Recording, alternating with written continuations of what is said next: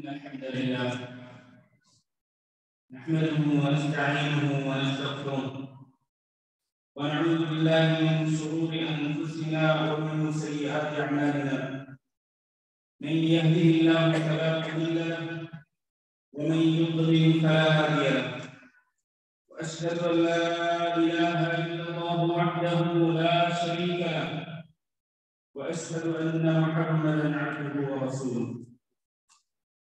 اللهم صل على محمد وعلى آل محمد كما صليت على إبراهيم وعلى آل إبراهيم إنك حميد مجيد. اللهم بارك على محمد وعلى آل محمد كما باركت على إبراهيم وعلى آل إبراهيم إنك حميد مجيد. أما بعد فإن خير الحديث كتاب الله وخير الهدي هدي محمد صلى الله عليه وسلم وشر الأمور محدثاتها وكل محدثة بدعة وكل بدعة ضلالة وكل ضلالة في النار. أعوذ بالله من الشيطان الرجيم. يا أيها الذين آمنوا اتقوا الله حق تقاته ولا تموتن إلا وأنتم مسلمون. يا أيها الناس اتقوا ربكم الذي خلقكم من نفس واحدة وخلق منها زوجها وبث منهما رجالا كثيرا ونساء واتقوا الله الذي تساءلون به والأرحام إن الله كان عليكم رقيبا. يا أيها الذين آمنوا اتقوا الله وقولوا قولا سديدا يصلح لكم أعمالكم ويغفر لكم ذنوبكم ومن يطع الله ورسوله فقد فاز فوزا عظيما. معزز المكرم اور محترم دوستوں اور بھائیوں اور معززات ماں بہنوں بیٹی اور خواتین اسلام، آپ جانتے ہیں کہ آج شعبان کی 25 تاریخ ہے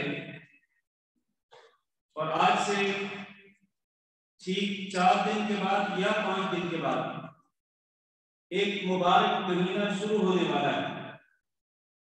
اگر یہ شعبان کا مہینہ 29 دن کا ہوا تو مبارک مہینہ بدھ کے دن شروع ہو جائے گا، اور اگر یہ مبارک مہینہ 30 دن کا ہوا جیسا کہ کیلنڈر میں ہے تو پھر مبارک مہینے کا آغاز جمعرات کے دن سے ہوگا۔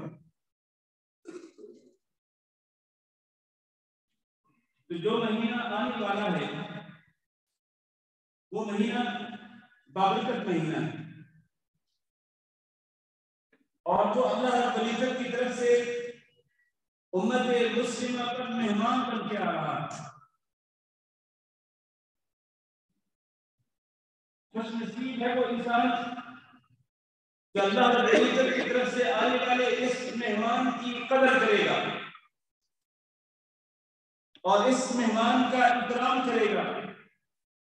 جب وہ اللہ کی طرف سے آنے والے مہمان کا اکرام کرے گا تو اللہ رب العزت تو اور بھی اکرم الاکرمین ہے، سب سے زیادہ اکرام کرنے والا ہے، سب سے زیادہ عزتوں سے نوازنے والا ہے، سب سے زیادہ کرامت اور عزت دینے والا ہے۔ آپ اللہ رب العزت کے مہمان کی قدر کریں گے، اللہ آپ کی اور زیادہ قدر کرے گا۔ آپ اس مہمان کا اکرام کریں گے، اللہ آپ کا اور اکرام کرے گا، اللہ آپ پر اور احسانات کی بارش کرے گا، اللہ آپ پر اور نعمتیں نازل فرمائے گا۔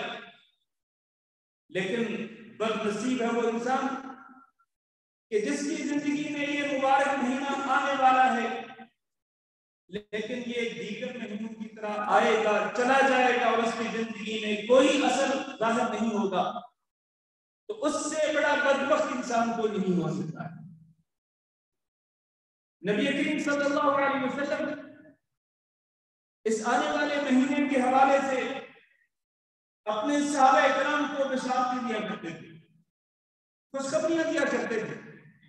حضرت ابو ہریرہ رضی اللہ تعالیٰ عنہ بیان کرتے ہیں کہ کان رسول اللہ صلی اللہ علیہ وسلم یبشر اصحابہ، کہ نبی صلی اللہ علیہ وسلم اپنے ساتھیوں، اپنے صحابہ کرام کو بشارت دیتے تھے اس مبارک مہینے کی آمد کے حوالے سے، اور آپ فرماتے تھے قد جاءکم رمضان،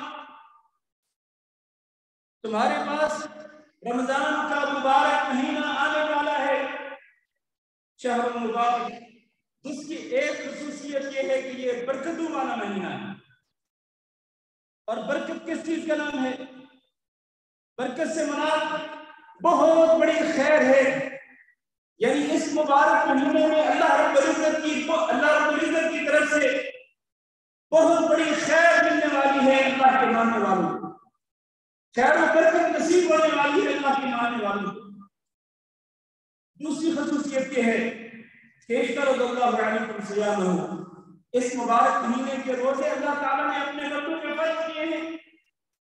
دیگر مہینوں کے 11 مہینوں میں سے کسی مہینے کے روزے اللہ نے فرض نہیں کیے، نفلی روزے آپ جب چاہیں جتنے چاہیں رکھ سکتے ہیں، نہ رکھیں کوئی حرج نہیں ہے، لیکن اس آنے والے مبارک مہینے کے روزے اللہ رب العزت نے اپنے بندوں پہ فرض کیے ہیں۔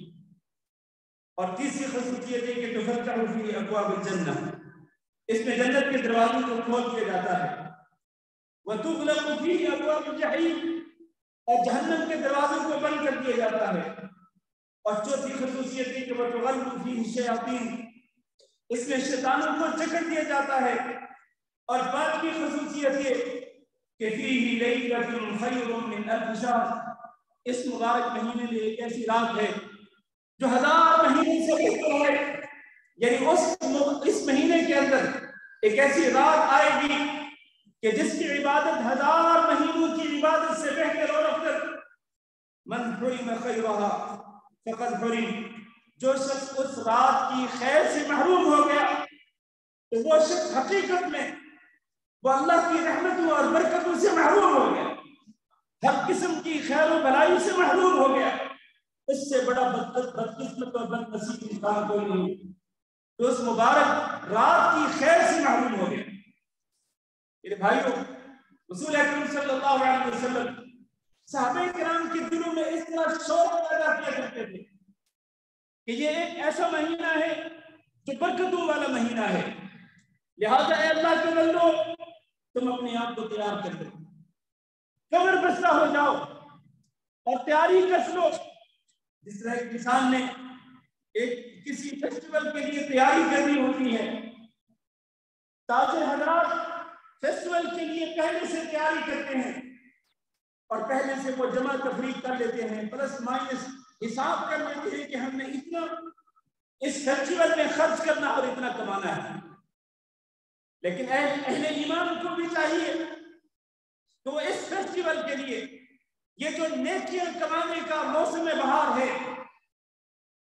اور اللہ رب العزت کی رحمتوں اور برکتوں کو لوٹنے کا مہینہ ہے، اس کے لیے پہلے سے تیاری کریں، کمر بستہ ہو جائے کہ ہم نے اس میں زیادہ سے زیادہ اللہ رب العزت کا تقرب حاصل کرنا، زیادہ سے زیادہ اللہ رب العزت کو راضی کرنے کی کوشش کرنی، اور ہم نے سچے دل کے ساتھ اپنے گناہوں پر اللہ تعالیٰ سے معافی مانگ کر توبہ کر کے ہم نے اپنے گناہوں کو مٹوانا اور بخشوانا ہے، اس لیے کہ یہ مبارک مہینہ بخشش کا مہینہ بھی ہے اور اللہ کی رحمت کا مہینہ بھی ہے۔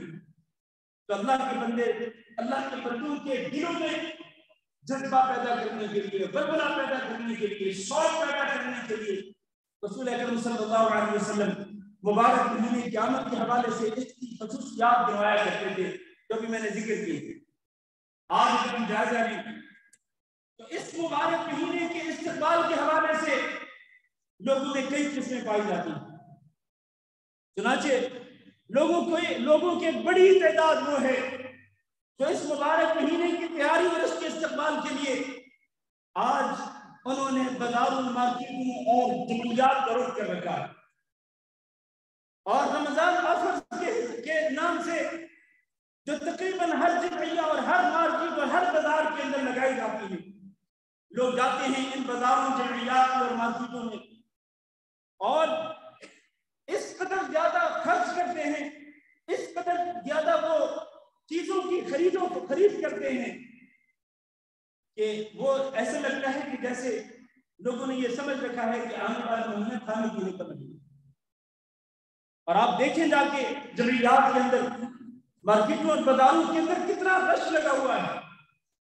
چونکہ رمضان آفرز لگی ہوئی ہیں تو اگر عام روٹین کے اندر ایک بندہ ایک ٹرالی بھرتا ہے تو آج کل کے دنوں کے اندر وہ 2-2 3-3 ٹرالیاں بھر کے لے کے جا رہا ہے، اور عام دنوں کے اندر اگر ایک بندہ آدھی ٹرالی لیتا تو وہ آج پوری ٹرالی کھول کر کے بھر کے لے جا رہا ہے، کیونکہ یہ سمجھا جا رہا ہے کہ کھانے پینے کا مہینہ ہے۔ خصوصی ڈشیں تیار کی جاتی ہیں جو پورا سال نہیں بنائی جاتی، وہ اس مہینے کے اندر بنائی جاتی ہیں۔ میرے بھائیوں، ایک تو یہ قسم ہوئی جو اس مہینے کو کھانے پینے کا مہینہ سمجھ کر اپنے فریزر اور اپنے گھروں کے اندر رکھے ہوئے فریز بھر دیتے ہیں مہینہ شروع ہونے سے پہلے، اور پھر پورا مہینہ خوب کھانے پینے کے انتظامات اور پروگرام چلتے ہیں۔ اور دوسری قسم ان بدبخت لوگوں کی ہے کہ جو اس مبارک مہینے کے حوالے سے پہلے سے یہ پلاننگ کرتے ہیں کہ میں نے اس مہینے کے اندر فلاں فلم دیکھنی ہے اور فلاں سیریل، فلاں نام کا جو ڈرامہ ہے وہ دیکھنا ہے، کیونکہ آپ کو بورڈ لگے ہوئے ملتے ہیں روڈوں کے اوپر، مسلسلات رمضانی ہے، رمضان کے حوالے سے سیریل، ڈرامے، یا آج کل سوشل میڈیا پہ یہ بھی ایک مہم چل رہی ہے۔ چنانچہ لوگ پروگرام بناتے ہیں کہ میں نے یہ ڈرامہ بھی دیکھنا ہے، یہ فلم بھی دیکھنی ہے، اور میں نے فلاں چیز بھی دیکھنی ہے، فلاں چیز بھی دیکھنی ہے۔ کھیل کود کے اور بے حیائی اور بغیرتی کے عجیب عجیب پروگرام چل رہے ہیں، ان کے لیے بھی پلاننگ کی جاتی ہے۔ اور تیسری طرف کچھ ہم جیسے لوگ بھی ہوتے ہیں، اور یہ بھی بڑے افسوس کی بات ہے، ہم جیسے لوگ جو نماز بھی پڑھتے ہیں، 5 وقت نماز پابندی کے ساتھ پڑھتے ہیں، اور ہو سکتا ہے کہ ہماری زندگیوں کے اندر روزانہ قرآن مجید کی تلاوت کا بھی کچھ نہ کچھ حصہ ہو، آدھا پارہ، 1 پارہ، 1.5 پارہ، 2 پارہ ہو سکتا ہے ہم روزانہ پڑھتے ہیں، اور ہو سکتا ہے کہ ہم صبح و شام کے اذکار بھی روزانہ پابندی سے پڑھتے ہیں، اور ہو سکتا ہے کہ ہم نماز اشراق اور نماز چاق بھی پڑھتے ہیں۔ لیکن آنے والے مبارک مہینے کے حوالے سے ہماری پلاننگ کیا ہوتی ہے؟ ہم یہی سمجھتے ہیں کہ جیسے ایک عام مہینہ آیا ایسے ہی عام مہینہ آنے والا ہے، جیسے ہم پہلے نمازیں پڑھتے تھے ویسے اس میں بھی نمازیں پڑھیں گے، جیسے ہم پہلے تلاوت کرتے تھے اس میں بھی بات کریں گے اہم مہینے کی طرح یہ مہینہ بھی آتا ہے چلا جاتا ہے اور کوئی چیز کو مانی میرے بھائیوں. لیکن ایک ایسی قسم کی ہے لوگوں کی جو آنے والے مبارک مہینے کے حوالے سے پلاننگ کرتے ہیں کہ ہم نے اس مبارک مہینے کے اندر ایسے ایسے کام کرنے ہیں کہ جو ہم پہلے نہیں کرتے تھے. اللہ رب العزت سے اجر و ثواب حاصل کرنے کی خاطر, اللہ رب العزت کا تقرب حاصل کرنے کی خاطر اور اللہ رب العزت کی بارگاہ میں اپنے گناہوں پر اشک ندامت بہانے کے لیے اور آنسو بہانے کے لیے, اللہ سے اپنے گناہوں کی بخشش کے لیے اور اپنے گناہوں کو معاف کروانے کے لیے, اور سب سے بڑھ کر یہ کہ اپنے آپ کو اپنے اور اپنے اہل و عیال کے ناموں کو اس لسٹ میں لکھوانے کے لیے جو لسٹ روزانہ رمضان کے مبارک مہینے کی ہر رات میں کھلا کی جاتی ہے اور اس میں جہنم سے آزادی حاصل کرنے والوں کے نام لکھے جاتے ہیں. میرے بھائیوں, رسول اکرم صلی اللہ علیہ وسلم کی جو حدیث میں نے ذکر کی اس کے ساتھ ایک اور حدیث ہے. حضرت ابو ہریرہ رضی اللہ تعالی عنہ فرماتے ہیں نبی صلی اللہ علیہ وسلم نے فرمایا اذا كان اول ليله من شهر رمضان جب رمضان مبارک کی پہلی رات آتی ہے سلسلۃ الشیاطین ومرضۃ الجن, شیطانوں کو اور سرکش قسم کے جنوں کو جکڑ دیا جاتا ہے. وغلقت ابواب النار, جہنم کے دروازوں کو بند کر دیا جاتا ہے, کوئی دروازہ کھلا نہیں چھوڑا جاتا. وفتحت ابواب الجنہ, اور جنت کے دروازوں کو کھول دیا جاتا ہے, کوئی دروازہ بند نہیں رکھا جاتا. وینادی منادٍ, اور ایک پکارنے والا پکارتا ہے. کیا کہتا ہے وہ پکارنے والا؟ کہتے یا باغی الخیر اقبل, اے خیر کے طلبگار آگے بڑھ. یہ آخری قسم جس کی میں نے بات کی تھی, نمازی, نماز پڑھنے والوں کی, قرآن مجید کی تلاوت کرنے والوں کی, ذکر اذکار کرنے والوں کی, ان کے بارے میں یا باغی الخیر, خیر کو چاہتے ہو نا تو پھر ذرا اور آگے بڑھو, ہمت کرو ذرا اور زیادہ نیکیاں کرو, نفلی عبادت زیادہ سے زیادہ کرو. اور قرآن مجید کی تلاوت اگر تم پہلے آدھا پارہ کرتے تھے اب ایک پارہ کر لو, اگر پہلے ایک پارہ کرتے تھے 2 پارے کر لو, پہلے 2 پارے کرتے تھے 4-5 کر لو ڈیلی کے حساب سے. اور اگر تم پہلے تم اللہ کا ذکر ایک محدود وقت کے اندر کرتے تھے اور اس کا وقت اور بڑھا دو. پہلے اگر تم 1 دینار کا خرچہ صدقہ کرتے تھے اب تم 2 دینار کا صدقہ کرنا ہو ڈیلی کے حساب سے. اس طرح یا باغی الخیر, تو خیر کو چاہتے ہو تو آگے بڑھو. وہ یا باغی الشر اقصر, اے شر کے پیچھے بھاگنے والے اب تو رک جا. تو پہلے بھی ڈرامے دیکھتا تھا, تو پہلے بھی فلمیں دیکھتا تھا, تو اپنے موبائل کو کھول کر تو پہلے بھی بے حیائی اور بے غیرتی والے کلپ دیکھا کرتا تھا, تو موسیقی اور میوزک کو سنا کرتا تھا, اور تو دیگر گناہوں کے اندر ملوث تھا.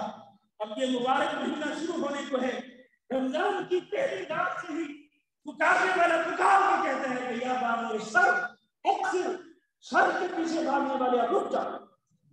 اب باز آ جا ان تمام گناہوں سے جن گناہوں کے اندر تمہاری زندگی ڈوبی ہوئی ہے, ان گناہوں سے باز آ جا. تمہاری زندگی کے اندر انقلاب آنا چاہیے, خیر چاہتے ہو تو آگے بڑھو. نیکی کے لیے نیکی کے دروازے کھلے ہوئے ہیں, جنت کے دروازے کھلے ہوئے ہیں, جہنم کے دروازوں کو بند کر دیا گیا ہے. آگے بڑھو, ہمت کرو. ایک کمپٹیشن کا دور آ رہا ہے, مسابقے کا دور آ رہا ہے, ایک دوسرے سے آگے بڑھنے کی کوشش کرو. اور پھر وَلِلَّهِ الْمُتَقَاءُ لِلنَّارِ, اللہ رب العزت اپنے بندوں میں سے بہت سارے بندوں کو جہنم کی آگ سے عذاب بھی دیتا ہے.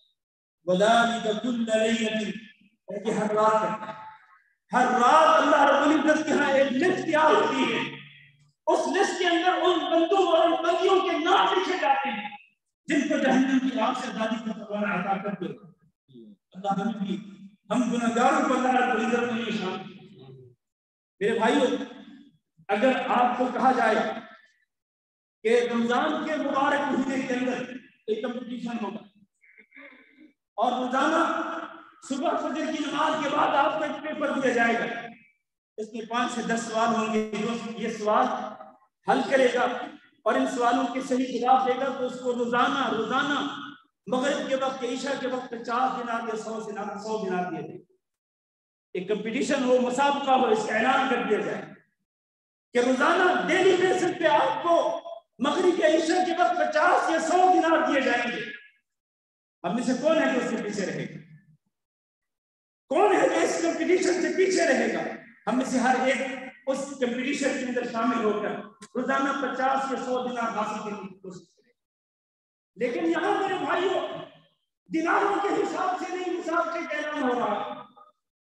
یہاں جو کمپٹیشن جس کا اعلان کیا جا رہا ہے وہ یہ ہے کہ اللہ رب العزت نے آج رات بہت سارے بندوں کو جہنم کی آگ سے آزادی کا پیمانہ عطا کرنا.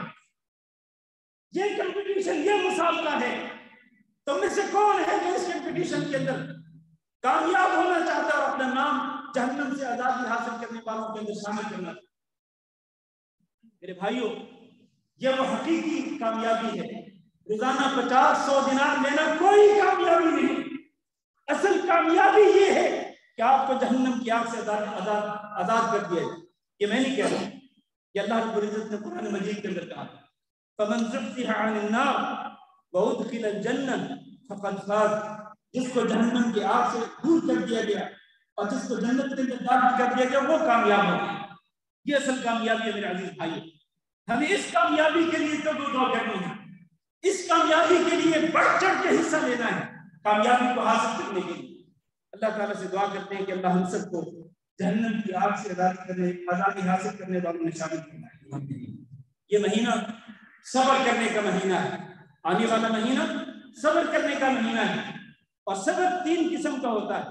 ایک یہ ہے کہ آپ اللہ رب العزت کی اطاعت میں ڈٹے رہیں، اور ایک یہ ہے کہ آپ اپنے دامن کو گناہوں سے بچانے پر ڈٹے رہیں، اور تیسرا یہ ہے کہ اللہ رب العزت کی طرف سے کوئی آزمائش ہے، کوئی مصیبت ہے تو اس پر صبر کا مظاہرہ ہے.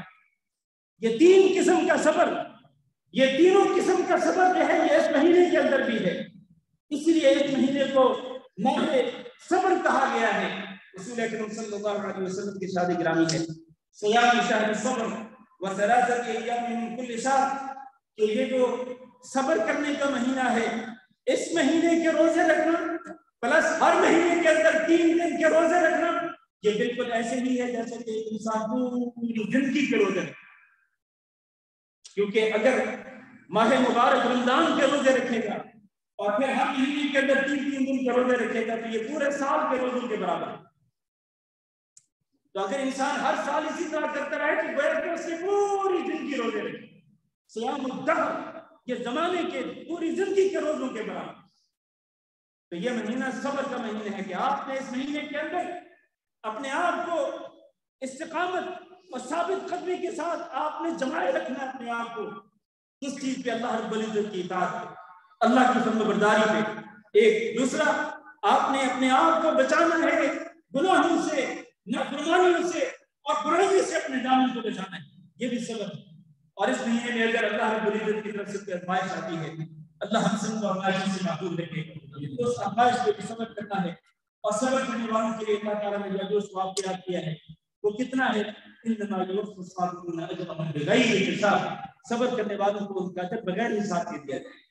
میرے عزیز بھائیوں اس مبارک مہینے کے استقبال ہم کس طرح سے کریں اس کے لیے چند ایک امور ہیں جن کو میں انتہائی اختصار کے ساتھ عرض کرتا ہوں. پہلی بات یہ ہے کہ جب یہ مبارک مہینہ شروع ہو ہم اس پر خوشی کا اظہار کریں. یہ نہیں کہ ہم اس پر غمی کا اظہار کریں اور اس پر پریشان ہو جائیں کہ یار یہ مہینہ آ گیا رمضان کا مہینہ، اس میں دن کو روزے رکھنے پڑیں گے، رات کو تراویح پڑھنی پڑے گی. ایک انسان اپنے اوپر اس مہینے کو چٹی سمجھ کے بیٹھ جائے، ایسا کسی مومن کو زیب نہیں دیتا. خوشی کا اظہار کریں اور اللہ رب العزت کا شکر ادا کریں کہ اللہ رب العزت نے آپ کو آپ کی زندگی کے اندر ایک بار پھر یہ مبارک مہینہ نصیب کیا. ورنہ کتنے لوگ ہیں ہمارے جاننے والوں میں، ہمارے رشتہ داروں میں جو پچھلے رمضان کے مہینے کے اندر تھے اور انہوں نے روزے بھی رکھے، انہوں نے تراویح کی نماز بھی پڑھی، انہوں نے قرآن مجید کے ختم بھی کیے، لیکن آج وہ اس دنیا کے اندر موجود نہیں ہیں، وہ اللہ رب العزت کے پاس جا چکے. میرے بھائیوں اگر ہمیں اللہ رب العزت کے مہینہ نصیب کرتا ہے زندگی کے اندر ایک بار پھر تو ہمیں اللہ رب العزت کا شکر ادا کرنا چاہیے. اور جب یہ رمضان کا چاند دیکھیں تو بالکل اسی طرح سے وہ دعا پڑھیں جو رسول اکرم صلی اللہ علیہ وسلم عموماً کسی بھی چاند کو دیکھتے ہوئے پڑھتے تھے، کسی بھی مہینے کے چاند کو وہ دعا کہیں اللہم اہلہ علینا بالامن والیمن والایمان والاسلام ربی وربک اللہ، کہ اللہ یہ جو مہینہ ہے، یہ جس کا چاند میں دیکھ رہا ہوں، اللہ اس مہینے کو میرے لیے باعث دار و برکت بنا، اللہ مجھے اس پہ ایمان پر، اسلام پر استقامت نصیب کرنا، اور چاند کو مخاطب کرتے ہوئے کہ ربی وربک اللہ، کہ چاند تیرا بھی رب اللہ ہے اور میرا بھی رب اللہ ہے۔ تو یہ دعا پڑھ کے انسان اللہ رب العزت سے توفیق کا سوال کرتا ہے۔ اسی طرح سے دوسری بات یہ ہے کہ سچی توبہ کے ساتھ اس مہینے کے استقبال کریں۔ جتنے بھی گناہ آپ نے کیے ہیں، بڑے گناہ ہوں چھوٹے گناہ ہوں، اور تمام کے تمام گناہوں سے سچے دل کے ساتھ توبہ کریں۔ مبارک مہینے کے آغاز سے پہلے اللہ رب العزت کو راضی کرنے کی کوشش کریں۔ اس کا فائدہ کیا ہوگا؟ فائدہ یہ ہوگا کہ اللہ رب العزت کو جب آپ راضی کر لیں گے توبہ کر کے اور بخشش کا سوال کر کے، بخشش کی دعا کر کے، تو پھر اللہ رب العزت آپ کے لیے رمضان کے روزوں کو بھی آسان کر دے گا، رمضان کے قیام کو بھی آسان کر دے گا، رمضان کے اندر ذکر عبادات کے اندر بڑھ چڑھ کے حصہ لینا، اس چیز کو بھی اللہ رب العزت آسان کر دے گا اور اللہ تعالیٰ آپ کو توفیق دے گا۔ لیکن اگر آپ اپنی روٹین پر قائم رہے، گناہوں کی روٹین اسی طرح چلتی رہی، پہلے بھی چلتی رہی، آج بھی چل رہی ہے، اور رمضان کا مبارک مہینہ شروع ہوتے وقت اس وقت بھی وہی روٹین آپ کی قائم ہے، پھر خطرہ اس بات کا ہے کہ کہیں اللہ رب العزت آپ کو توفیق نہ دے توبہ کرنے کی اور قرآن مجید کی تلاوت کرنے کی اور رمضان کا قیام کرنے کی، رمضان کا روزہ مکمل کرنے کی۔ اللہ نہ کرے اللہ تعالیٰ آپ کو کسی بیماری میں مبتلا کر سکتا ہے جس کی وجہ سے آپ روزے رکھنا چھوڑ دیں، جس کی وجہ سے آپ قیام بھی چھوڑ دیں۔ یہ اللہ کی طرف سے ایک سزا بھی ہو سکتی ہے۔ اس لیے میرے بھائیوں، رمضان کا مبارک مہینہ شروع ہونے سے پہلے سچے دل کے ساتھ توبہ کریں، اللہ سے معافی مانگے، اور پھر ایک بات یاد رکھیں میرے عزیز بھائیوں، ویسے تو توبہ تمام کے تمام گناہوں سے کرنا ضروری ہے، لیکن خاص طور پر دو گناہ ایسے ہیں کہ ان گناہوں کی وجہ سے اللہ رب العزت بڑی بڑی عبادات کو قبول نہیں کرتا۔ ایک گناہ شرک ہے اور دوسرا گناہ جو ہے وہ بدعت ہے۔ ایک انسان اگر شرک کر رہا ہو اور ادھر رمضان کے روزے بھی رکھ رہا ہو، اور بھلے وہ روزانہ قرآن کا ختم کر رہا ہو، اور رات کو تراویح کے علاوہ تہجد کی نماز الگ سے پڑھتا ہو، اور وہ کئی عبادات کرتا ہو، صدقات و خیرات میں بڑھ چڑھ کے حصہ لیتا ہو، لیکن شرک سے توبہ نہیں کی، اللہ کی قسم کھا کے کہتا ہوں کہ اس کی کوئی عبادت قبول نہیں کی۔ میں یہ قسم کیوں کھا رہا ہوں؟ اس لیے کہ اللہ نے قرآن مجید کے اندر یہی بیان کی، لئن اشرکت لیحبطن عملک، اے محمد صلی اللہ علیہ وسلم، اگر آپ نے شرک کیا تو آپ کی زندگی کے سارے اعمال نار ہیں۔ اور اسی طرح بدعت کا معاملہ ہے، نبی کریم صلی اللہ علیہ وسلم کے ارشاد گرامی ہے کہ ایک صاحب بدعت جو ہے اس کی 40 دن کی عبادت قبول نہیں کی جاتی ہے جب تک کہ وہ اس بدعت کو ترک نہیں کرتا۔ آج ہماری زندگی کے اندر کتنی زیادہ بدعات آ چکی ہے، ہم ان بدعات کو سنت سمجھ کے کرتے ہیں، کار خیر سمجھ کے، اور بھلے آگے سے پھر کیا کہتے ہیں، اور جی اس میں کیا برائی ہے، پھر کہتے ہیں کہ کہاں اللہ نے منع کیا ہے، کہاں نبی صلی اللہ علیہ وسلم نے منع کیا ہے۔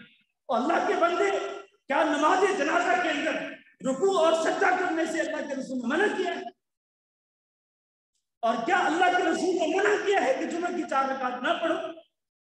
کہ اللہ کے رسول نے منع کیا ہے کہ مغرب کے 4 فرض نہ پڑھو؟ منع تو کوئی نہیں ہے، تو پھر کیوں نہیں پڑھتے آپ؟ جنازے کے اندر کیوں رکوع سجود نہیں کرتے؟ آپ کا جواب یہی ہوگا کہ اللہ کے رسول سے ثابت نہیں ہے۔ تو میرے بھائیوں، یہ جتنی بھی بدعات آج معاشرے کے اندر منتشر ہیں، یہ بدعات اللہ کے رسول سے ثابت نہیں ہے۔ ثابت نہ ہونا ہی یہ اس بات کی دلیل ہے کہ یہ اعمال دین کے اندر شامل نہیں۔ تیسری بات یہ ہے کہ اس بات کا عزم کریں کہ آپ نے رمضان کے مکمل روزے رکھنے، اس لیے کہ اللہ رب العزت نے اس ماہ رمضان کے روزے فرض کیے ہیں۔ اللہ نے فرمایا یا ایھا الذین آمنوا کتب علیکم الصیام کما کتب علی الذین من قبلکم لعلکم تتقون، اے ایمان والو تم پہ رمضان کے مہینے کے روزے فرض کر دیے گئے ہیں جس طرح کہ تم سے پہلے لوگوں پہ فرض کیے گئے۔ لہذا رمضان کے فرض روزے یہ دین اسلام کے بنیادی ارکان میں سے رکن ہے۔ اس فرض کو ادا کرنے کی، اس فرض کو پورا کرنے کا عزم کریں۔ کسی کے پاس کوئی عذر نہیں، سوائے ان آزار کے جن کو اللہ نے قرآن مجید کے اندر بیان کیا کہ ایک بندہ مریض ہو، روزہ نہ رکھ سکتا ہو، ٹھیک ہے وہ نہ رکھے، بعد میں وہ جب اللہ تعالیٰ اس کو صحت تندرستی دے دے وہ روزوں کو قضا کر لے۔ اور ایک بندہ مسافر ہو، سفر کے اندر روزہ نہیں رکھ سکتا، کوئی بات نہیں، نہ رکھے، وہ بعد میں روزوں کو قضا کر لے۔ لیکن اگر کوئی شرعی عذر نہیں اور شرعی عذر کے بغیر اگر کوئی بندہ رمضان کا روزہ چھوڑ دیتا ہے، یہ بہت بڑا گناہ ہے میرے عزیز بھائیوں۔ اور کئی لوگ رمضان کا روزہ کیوں چھوڑتے ہیں؟ اور جی ڈیوٹی پہ جانا ہوتا ہے، 8-10 گھنٹے کی ڈیوٹی کرنی ہوتی ہے، تو کس طرح روزہ رکھ سکتے ہیں؟ میرے بھائیو، اگر آپ کے پاس عزم ہے، پختہ ارادہ ہے کہ میں نے ہر حال میں روزہ رکھنا ہے، حتیٰ کہ آپ دیکھیں نا کتنے لوگ ہیں جو شوگر کے مریض ہوتے ہیں اور ہائی بلڈ پریشر کے مریض ہوتے ہیں، گردوں کے مریض ہوتے ہیں، اللہ کی توفیق سے وہ بھی روزہ رکھتے ہیں۔ اگر وہ روزے رکھ سکتے ہیں، مریض ہو کر روزہ رکھ سکتے ہیں، تو آپ کو صحت مند، آپ تو تندرست ہیں، آپ بھی نہیں رکھ سکتے۔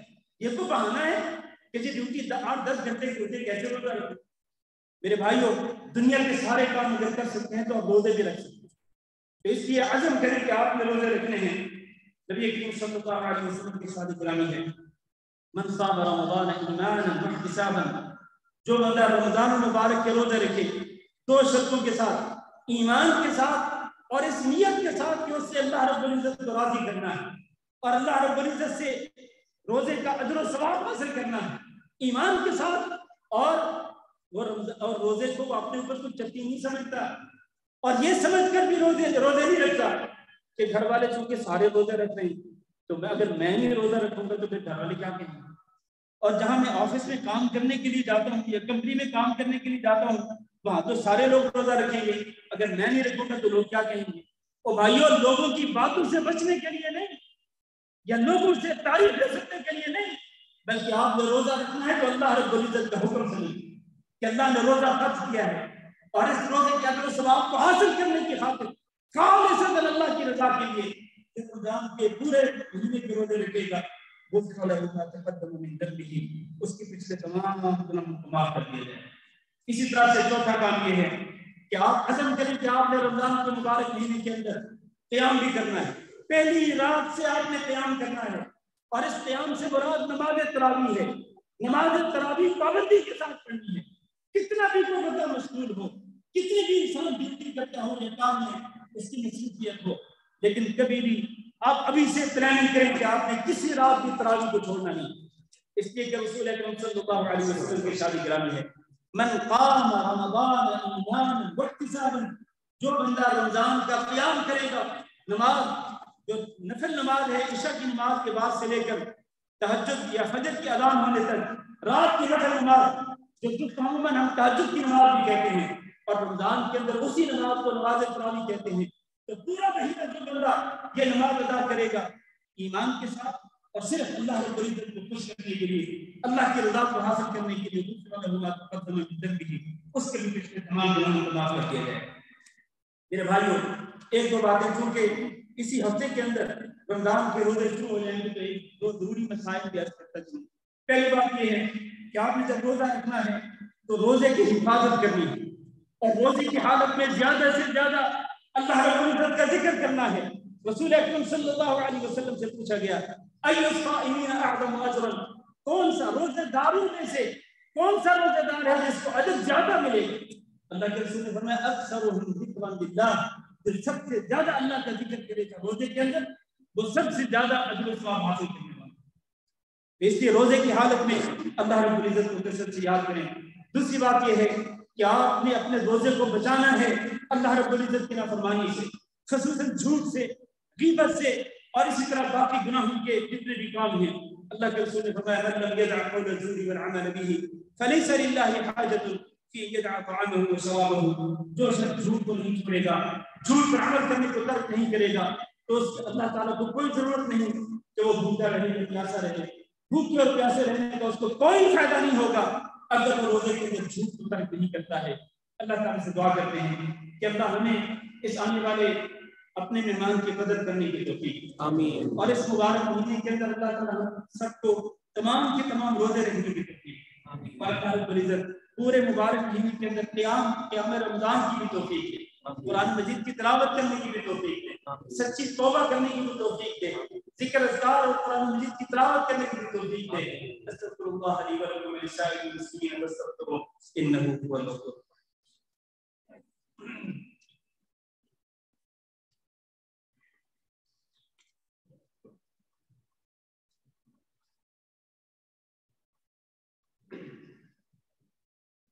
إن الحمد لله نحمده ونستعينه ونستغفره ونعوذ بالله من شرور أنفسنا ومن سيئات أعمالنا، من يهده الله فلا مضل له ومن يضلل فلا هادي له، وأشهد أن لا إله إلا الله وحده لا شريك له، وأشهد أن محمدا عبده ورسوله۔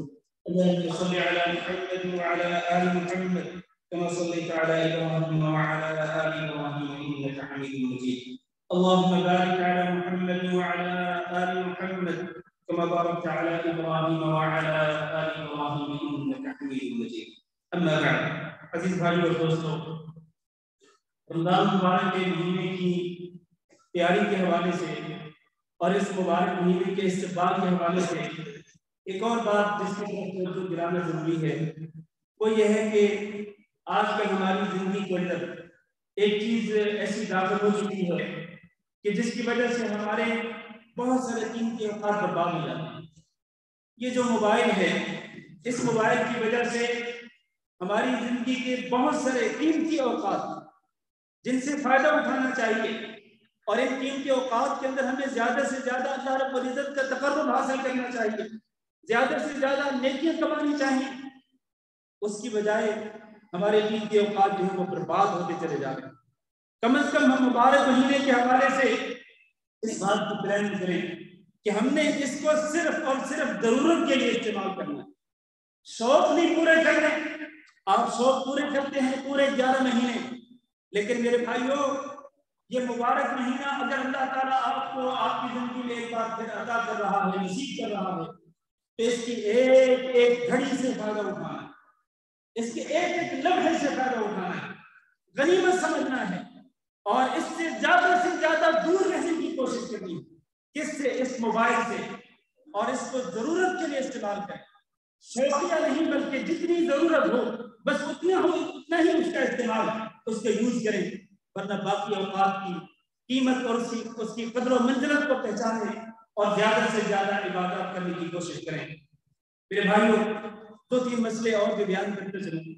پہلا مسئلہ یہ ہے کہ رمضان کا مبارک مہینہ شروع ہونے سے 1 یا 2 دن پہلے کے روزے رکھنا ناجائز ہے۔ اللہ کے رسول صلی اللہ علیہ وسلم نے اس منع فرمایا، لا يتقدمن احدكم رمضان بصوم يوم او يومين، رمضان سے 1 دن پہلے یا 2 دن پہلے کے روزے رکھنا نہیں، اللہ نے منع کر دیا۔ رسول اکرم صلی اللہ علیہ وسلم نے روک دیا، الا ان يكون رجلا كان يصوم صوما فليصوم ذلك اليوم۔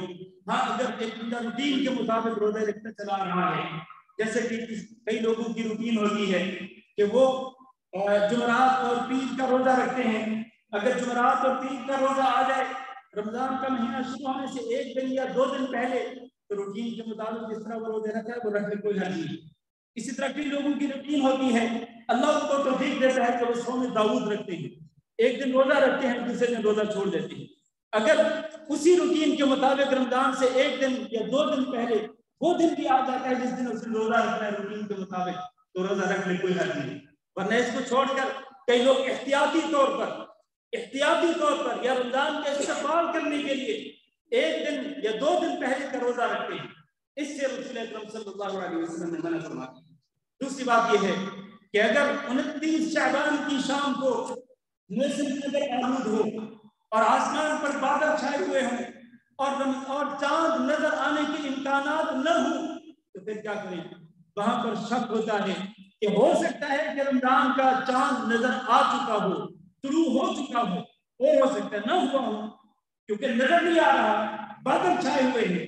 تو پھر اس حالت میں اللہ کے رسول صلی اللہ علیہ وسلم کا فرمان ہے کہ فَإِنْ غُبِّيَ عَلَيْكُمْ فَأَكْمِلُوا عِدَّةَ شَعْبَانَ 30، کہ اگر آلود ہو موسم اور چاند نظر آنے یا نہ آنے کے امکانات نہ ہوں، تو پھر تم شعبان کی گنتی پوری کر لو، یعنی شعبان کے 30 دن مکمل کر لو، اور اس کے بعد رمضان کا مہینہ شروع کرو۔ صوموا لرؤيته وافطروا لرؤيته. رمضان کا مہینہ شروع کرنے کے لیے اور ختم کرنے کے لیے جو اصول اللہ کے رسول نے بیان کر دیا وہ یہ ہے کہ رؤیت ہلال ثابت ہو جائے، چاند دیکھنا ثابت ہو جائے تو رمضان کا مہینہ شروع کرو، اور پھر چاند کا مہینہ یعنی شوال کا مہینہ جو ہے اس کا چاند جو ہے اس کی رؤیت ثابت ہو جائے تو پھر تم روزے رکھنا بند کر دو. وہ ایک رؤیت ہلال اصل چیز ہے، نہ کہ کیلنڈر جو پہلے سے بنایا جاتا ہے اس کا کوئی اعتبار نہیں شریعت میں، اور خلقیات کے بارے میں جو بھی پیشین گوئی کرے اس کی کوئی حیثیت نہیں شریعت کے اندر. اصل بات یہ ہے کہ چاند دیکھو تو روزے رکھنا شروع کر دو، اور پھر چاند دیکھو تو روزے رکھنا بند کر دو. آخری بات یہ ہے کہ چونکہ 30 شعبان کا دن جو ہے وہ پھر شک کا دن ہوتا ہے، تو اللہ کے رسول نے فرمایا کہ من صام یوم الشک فقد عصى ابا القاسم، جو شک والے دن کا روزہ رکھے گا تو وہ ابو القاسم صلی اللہ علیہ وسلم کی نافرمانی کرے. تو شک والے دن کا روزہ نہیں رکھنا چاہیے، اور شک والا دن وہی 30 شعبان کا دن ہوتا ہے، بشرط یہ کہ 30 شعبان کی شام کو ابل آلود و موسم اور بادل چھائے ہوئے ہوں. بس آخری بات ایک اور کیا، جب روزے شروع ہو جانے ہیں تو روزہ رکھنے کے لیے ایک روزے کا فرض یہ ہے کہ آپ نیت کر لیں رات کی کسی بھی گھڑی کے اندر نیت کر لیں، اور دل کا ارادہ جو ہے وہی اصل میں نیت ہے. آپ نے دل کا ارادہ کر لینا ہے، سوچ لینا ہے، نیت کر لینی ہے کہ میں نے آنے والے دن کا روزہ رکھنا. رات کی کسی بھی گھڑی میں پورے فجر سے پہلے یعنی فجر کی اذان سے پہلے آپ نیت کر لیں. ورنہ اگر آپ نے پوری رات اس دن کے روزے کی نیت نہیں کی اور یہ رات اسی طرح گزر گئی تو پھر یہ روزہ نہیں ہوگا. اللہ کے رسول نے فرمایا من لم يبيت الصيام قبل الفجر فلا صيام له، فجر سے پہلے جو نیت نہیں کرتا تو اس کا روزہ نہیں ہوتا ہے. اللہ سے دعا ہے کہ ہم سب کو مسائل سمجھنے کی توفیق دے. عیسیٰ رمضان کے روزوں کے اور زکوٰۃ کے مسائل ہیں وہ آج ہم عشاء کی نماز کے بعد مسجد احمد النحوی کے اندر جہاں ہمارا تفسیر کا درس ہوتا ہے آج کا درس جو اسی سلسلے میں خاص طور پر ہوگا رمضان کے اور روزوں کے اور زکوٰۃ کے مسائل کے حوالے سے. حضرات سے گزارش ہے کہ ضرور تشریف لائیے. اللهم اغفر لنا وللمؤمنين والمؤمنات والمسلمين والمسلمات الاحياء منهم والاموات. اللهم انا نسالك العفو والعافيه والمعافاه الدائمه في الدنيا والاخره.